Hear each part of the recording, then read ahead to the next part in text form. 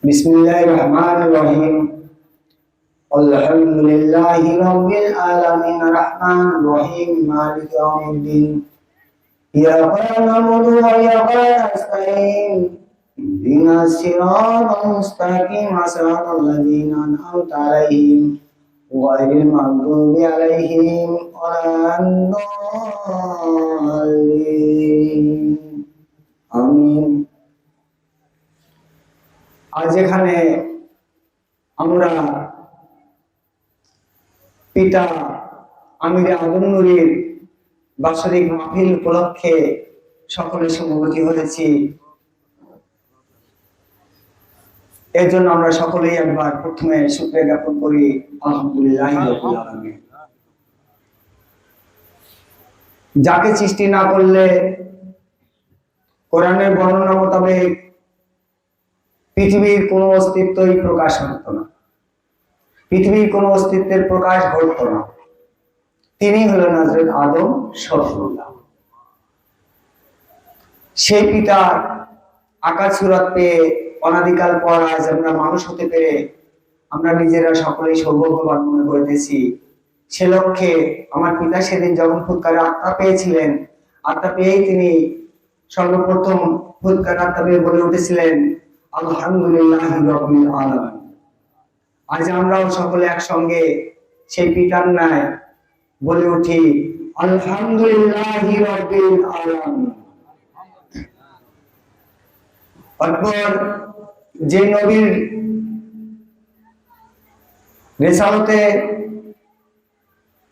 তামাম দুনিয়ার সকল প্রকার সৃষ্টিকে সৃষ্টি করা হয়েছে, সেই নবী আপনার আমার নবী, বিশ্ব নবী নবী মুহাম্মদ মুস্তাফা সাল্লাল্লাহু আলাইহি সাল্লামের প্রতি একবার আমরা মহব্বতের সহিত, যিনি নবী তিনি প্রত্যেক মানুষের নারীর সম্পর্ক রয়েছে, দেহের সম্পর্ক রয়েছে, সেই নবীকে ছাড়া কিছু হয় না। তাই সেই নবীর উপরে আমরা খায়দর পাঠ করি দরুদ আল্লাহুম্মা সাল্লি আলা সাইয়্যিদিনা মাওলানা মুহাম্মাদ ওয়াসলাতি ইলাইকা ওয়া আলিহি ওয়াসাল্লাম। আমি প্রথমেই সূরা আল-রাদের 11 নম্বর আয়াত আপনাদের সম্মুখে একটু আলোচনায় আনছি। আল্লাহ অবশ্যই কোন জাতির অবস্থার পরিবর্তন করেন না যতক্ষণ না তারা নিজ অবস্থা নিজে পরিবর্তন করে। ইচ্ছায় অথবা 15 নম্বর আয়াত সূরা আল-রাদের, ইচ্ছায় অথবা অনিচ্ছায় আল্লাহর প্রতি আকাশমণ্ডলী ও পৃথিবীতে যা কিছু আছে সে সমস্ত এবং তাদের ছায়াগুলিও সকাল সন্ধ্যায় সিজদা করে থাকে।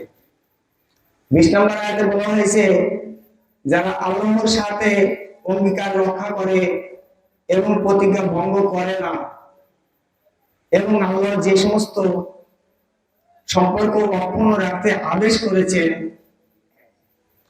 তারা তা অক্ষুণ্ণ রাখে, তাদের রবকে ভয় করে এবং ভয় করে কঠোর হিসাব। 22 নম্বর আয়াতে বলা হয়েছে এবং যারা নিজ প্রভুর সন্তুষ্টির জন্য ধৈর্য ধারণ করে, যথাযথভাবে নামাজ কায়েম করে, আমি তাদের যে রিজিক দিয়েছি তা হতে গোপনে প্রকাশ্যে ব্যয় করে এবং যারা ভালো দ্বারা মন্দকে দূর করে, এদের জন্য শুভ পরিণাম।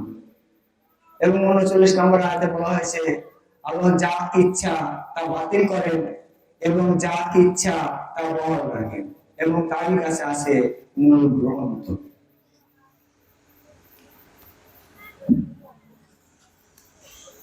এই যে মূল গ্রন্থের কথাটি বলা হয়েছে, আমরা সকলেই এতদিন যাবত জেনে আসছি পাক কোরআনই শেষ কিতাব। এই কিতাবের পরে আর কোনো কিতাব বুঝি নাই, কিন্তু আল্লাহ পাক বলতেছে তার কাছে মূল গ্রন্থ আছে। কারণ আমরা কখন কি করছি বা তিনি ভবিষ্যতে কি করবেন, কিয়ামতের পরে কি করবেন না করবেন সে সম্পর্কে যদিও আমাদের জ্ঞান দেওয়া হয় নাই, তবে তিনি কিঞ্চিত ধারণা দিয়েছেন।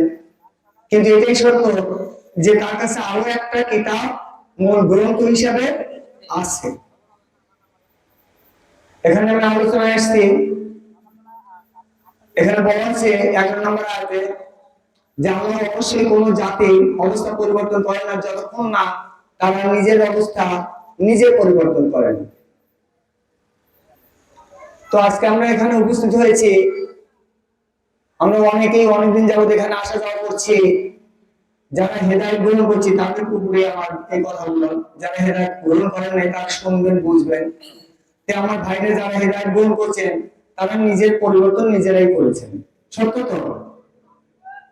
তো যদি পরিবর্তন করে থাকি, আপনারা যদি সেদিন বায়াতের সময় আমাদেরকে যে যা বলেছেন, যেভাবে বলেছেন, আমাদের কিন্তু সেইভাবেই ইবাদত করা খরচ। এখানে আরেকটা বিষয় উল্লেখযোগ্য আছে, হেদায়েতের পরে আমলের বিষয়ে অনেককেই কম বেশি করা আছে। এর মূল রহস্য, একটা সুস্বাস্থ্যবান মানুষ 1 থেকে 1.5 মণ মাথায় নিতে পারে বা তারও বেশি হতে পারে, কিন্তু একটা রুগ্ন অসহায় মানুষ ওর পক্ষে কিন্তু 1 থেকে 1.5 মণের বোঝা নেওয়া কোনোভাবেই সম্ভব নয়। যে বিষয়টা আল্লাহ পাকের ইচ্ছায় আপনারা অবগত ছিলেন, আর যেহেতু তিনি আল্লাহ পাকের অস্তিত্ব থেকেই প্রকাশ হয়েছেন, অর্থাৎ তার কাছে অজানা বলতে কোনো কিছুই ছিল না এবং এখনো নেই। আপনারা কেউ তাকে দেখতে পান আর না পান, তিনি এখনো বর্তমান, তিনি এখনো উপস্থিত, তিনি সবকিছু দেখে থাকেন, তিনি সবকিছু শ্রবণ করেন।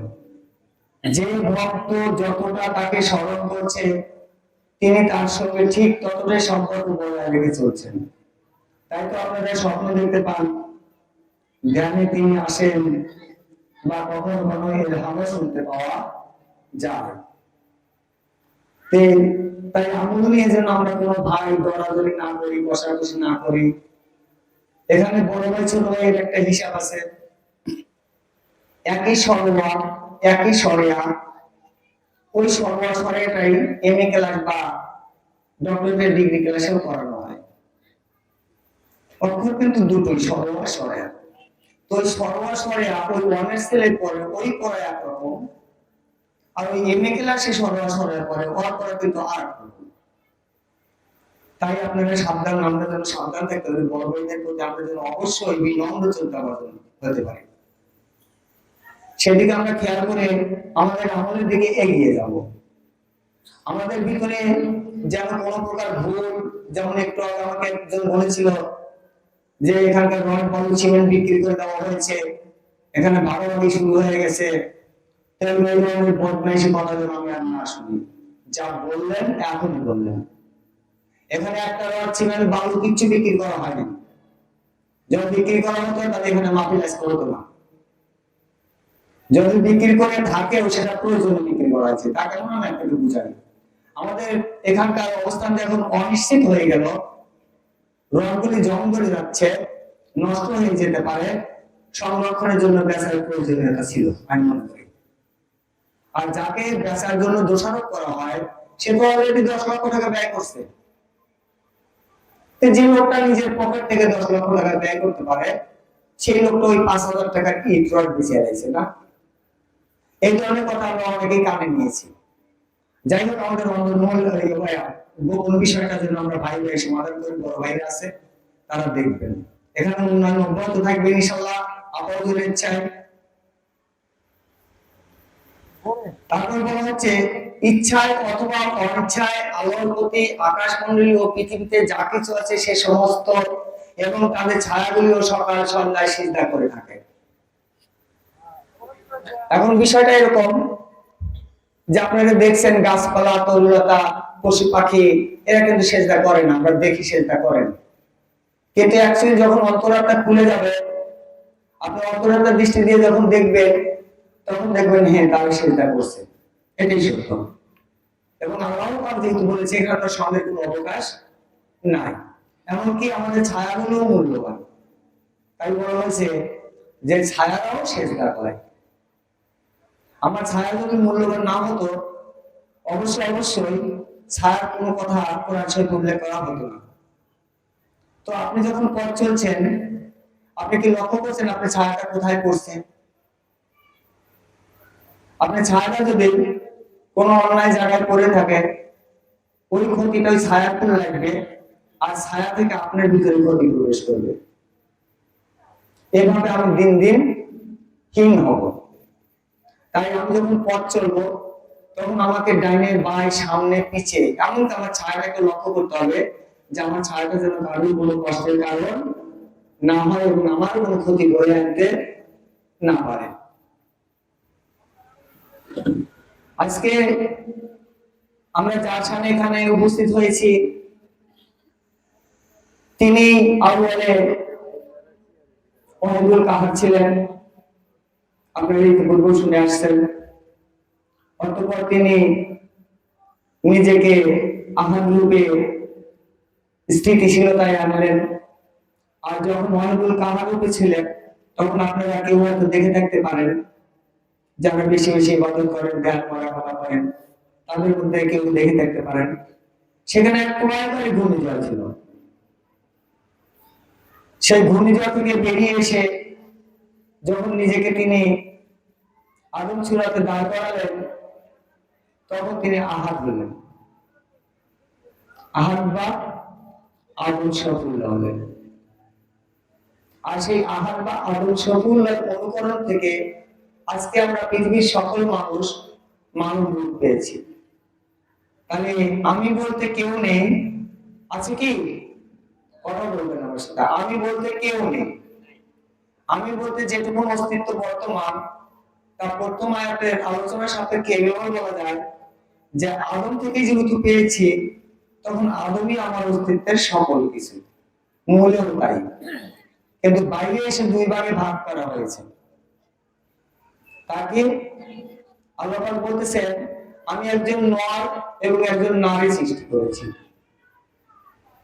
এখন প্রশ্ন প্রকাশ্যে আমরা যেটা দেখলাম আব, আতশ, বাত, খাক আর চন্দ্র, এই পাঁচটাকে চাঁদও বলা হয়, চন্দ্র বলা হয়।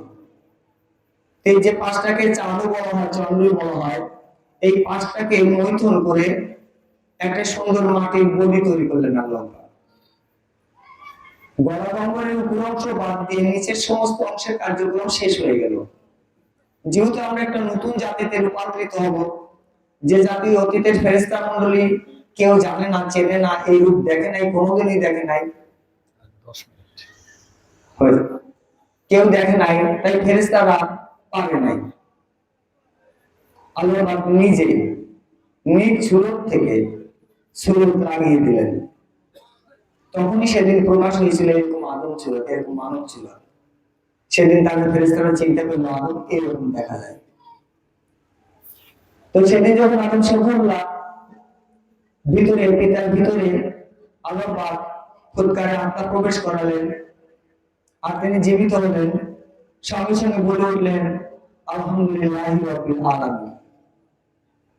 সকল প্রশংসা বা সমস্ত প্রশংসা মহান আল্লাহ পাকের, আল্লাহ রাব্বুল আলামিনের।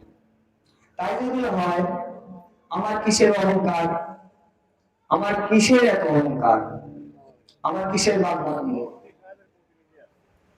তাই আমরা যেন অহংকার না করি, কোন ভাই ভাইয়ের উপর রেষারেষি না করি।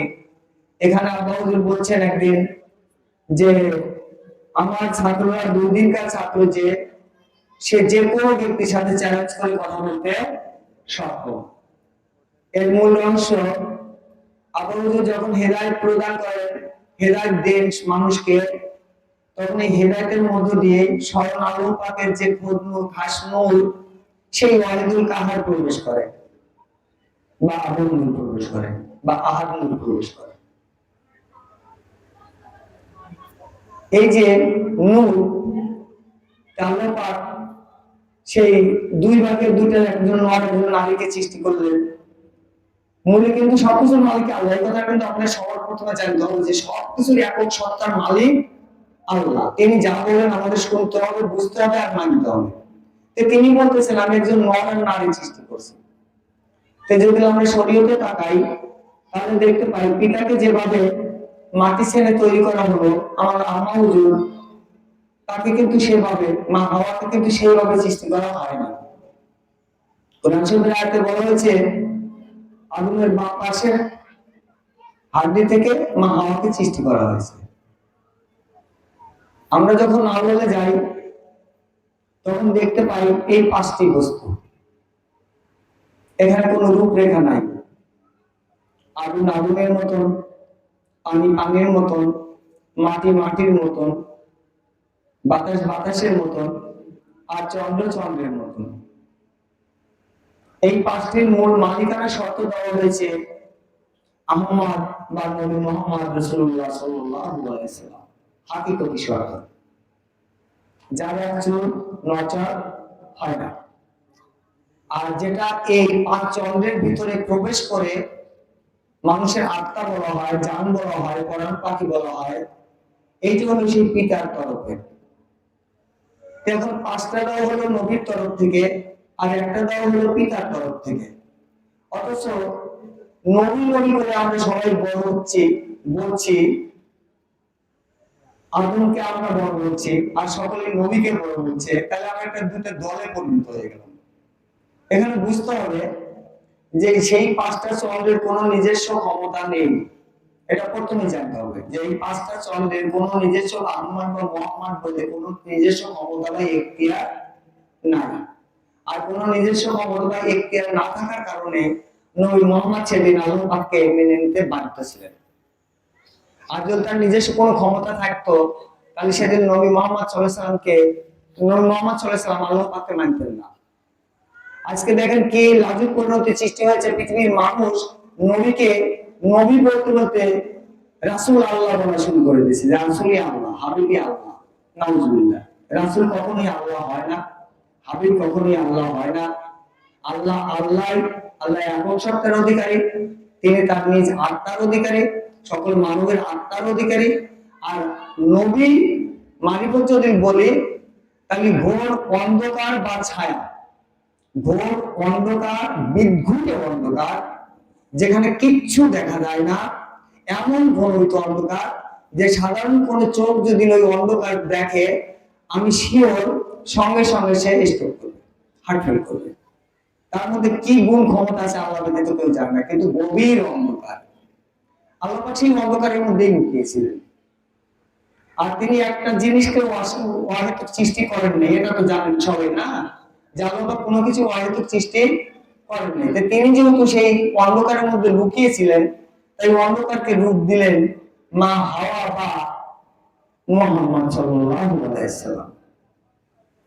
তে এনাদের পরীক্ষা নেওয়া হবে, পরীক্ষা ছাড়া কেউ নেই, এনাদেরও পরীক্ষা নেওয়া হবে। কিভাবে? সেদিন পিতা আদমের জাতিকরণ করার কথা ছিল, কিন্তু পিতা আদমের কোনো জাতিকরণ হয় নাই। পৃথিবীর ইতিহাসে প্রথম দিন থেকে এ পর্যন্ত পৃথিবীতে কোথাও আদম আলাইহিস সালামের জাতি বলে কেউ দাবিও করে নাই, কোনো জাতিও সৃষ্টি হয় নাই। আজকে অনাদিকাল পর কোরআনের ঘোষণা মোতাবেক সূরা বাকারার মধ্যে বলা হয়েছে, আমি পৃথিবী সৃষ্টি করেছি আদমের জন্য। আদমের পৃথিবীর খলিফা করেছি, অর্থাৎ বাদশা করেছি। সমস্ত পৃথিবীর বাদশা হযরত আদম শফিউল্লাহ। আদমের এক জাতিগণ হইবে, আদম সফল কাম আর তার সন্তানরা সফল কাম। স্পষ্ট আয়াতে বলা হয়েছে। আমার প্রশ্ন, পৃথিবীর মানুষ কি আয়াতগুলি কোনোদিনই পড়ে নাই? আলেম, পীর, কামেল, যারা যত বড় ডিগ্রিধারী লোক তো পাচ্ছেন, মোটাচ্ছেন, মুহাদ্দিস, এনারা কি এই আয়াতগুলি কোনোদিনই পড়েন নাই? যে আপনাদের কারণে পৌঁছালো না। এই অনাদি কাল পরে সেই হযরত আদম শফিউল্লাহ, আমির আদম শফিউল্লাহকে পৌঁছাতে হলো, যিনি লেখাপড়াই জানেন না, নাম শুধুমাত্র।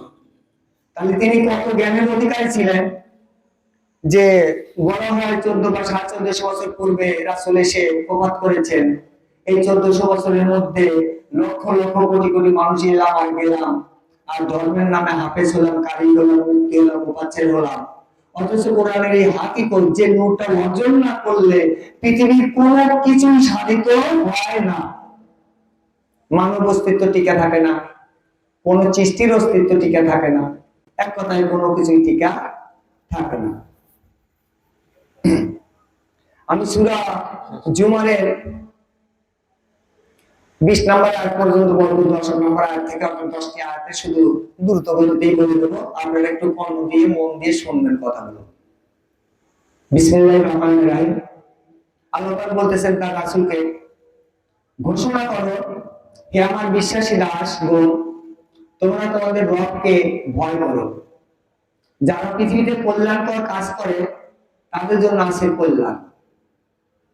তাহলে এখানে ঘোষণা করো, রাসূলুল্লাহ সাল্লাল্লাহু আলাইহি ওয়াসাল্লামকে বলা হচ্ছে ঘোষণা করো, হে আমার বিশ্বাসী দাসগণ, তোমরা তোমাদের রবকে ভয় করো। যারা এই পৃথিবীতে কল্যাণকর কাজ করে তাদের জন্য আছে কল্যাণ। প্রশস্ত আল্লাহর পৃথিবী, ধৈর্যশীলদের তো অপরিমিত পুরস্কার দেওয়া হবে। আমি এই পর্যন্ত শেষ করব। তো এখানে বলা হয়েছে ঘোষণা করো, হে আমার বিশ্বাসী দাসগণ। কার কথা বলা হয়েছে? বিশ্বাসী।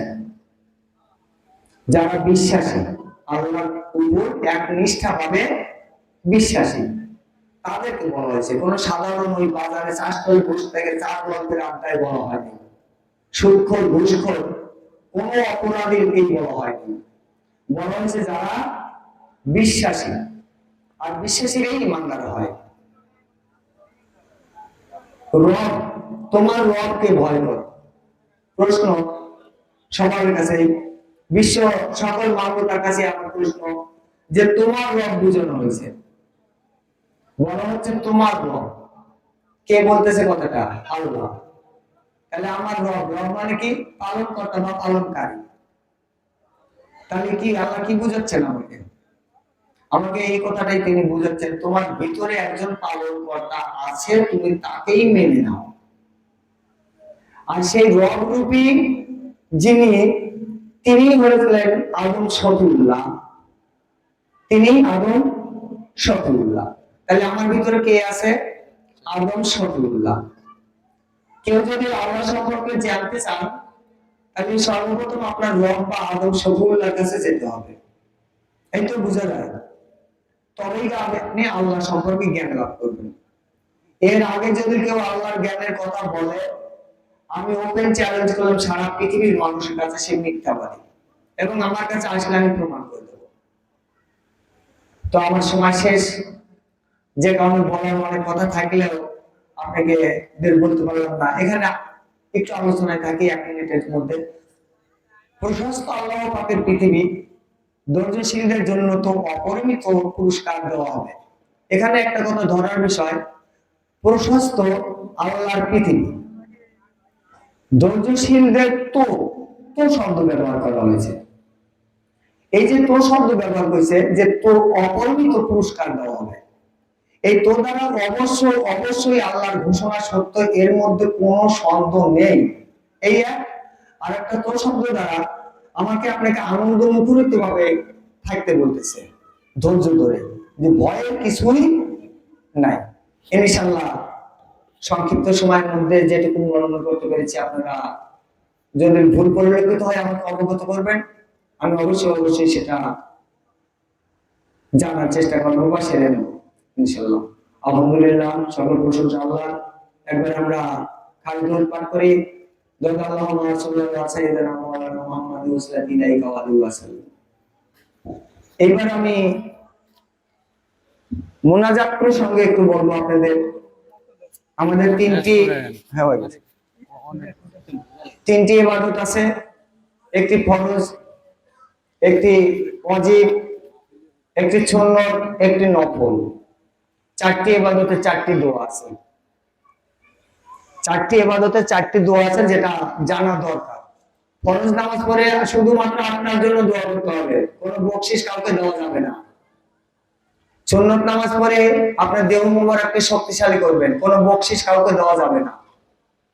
নফল নামাজ পড়তে হয়, আপনার ছেলে বিপদে পড়ছে, আপনি নফল নামাজের নিয়ত করবেন ওই কথা বলে, হে আল্লাহ আমার ছেলে বিপদে পড়ছে, আমি এই জন্য 2 রাকাত নফল নামাজ পড়িতেছি, তুমি আমার ছেলেকে নিরাপদে রাখিও, ভালো রাখিও।